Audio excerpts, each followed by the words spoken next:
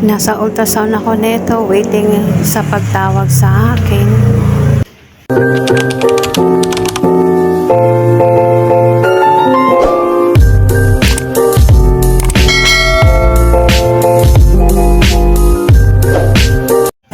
Ito ang request ko para sa ultrasound.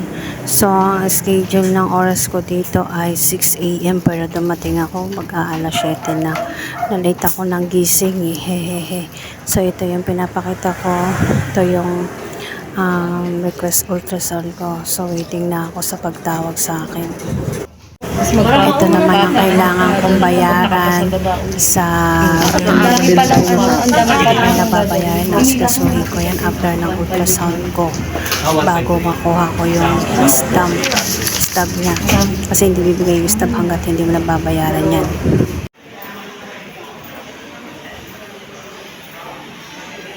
So ito na nga, bumaba na ako, lalakarin ko na tong aking bayarin. So, pipila na ako sa information.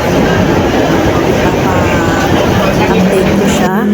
Tapos, saka ako pipila sa OPD. Tapos, sa billing. Kasi, masyadong mahigpit dito. Kaya, kailangan mong sumunod sa rules nila. Kaya, eto, pila-pila. Tapos na ako magpa-update, tapos na rin ako dun sa OPD. So, nandito na ako ngayon sa billing, nakapila. Tapos na ako magbayad. So, punta na ulit ako sa ultrasound. Kunin yung stamp ko. Okay.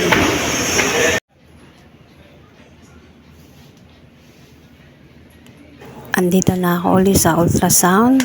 Wait ko na lang yung ibibigay sa akin yung stab para sa pagbabalik ko ulit dito. Ayan, hawak ko ng stab. So, may schedule na ako. Pabalik ako ng February 11. So, pupunta naman ako sa OPD.